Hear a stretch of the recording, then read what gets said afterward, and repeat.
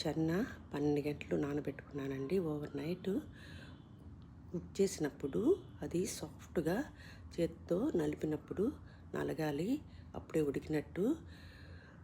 2 ఉల్లగడ్డలు, 2 టమాటాలు, 2 ఎర్రగడ్డలు, కొంచెం అల్లం తెల్లగడ్డ పేస్టు,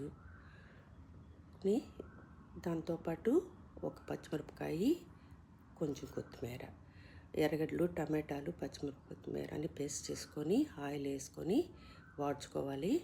వాడ్చిన తర్వాత మనము కొంచెం గరం మసాలా కూడా వేయాలి. నేను చెన్నా మసాలా వేయటం లేదండి, ఎందుకంటే హెవీ అనిపిస్తుంది. తర్వాత చెన్నాల పొటాటోని స్మాష్ చేసుకొని దాన్ని గ్రేవీలో వేసి బాగా కుక్ అయిన తర్వాత తింటే చాలా టేస్ట్గా ఉంటుంది. హెవీనెస్సే ఉండదు. ఎందువల్ల అంటే మనం మసాలాలు కారం తక్కువ వేసుకున్నాం కదా, అందరూ తినొచ్చు, చాలా బాగుంటుంది.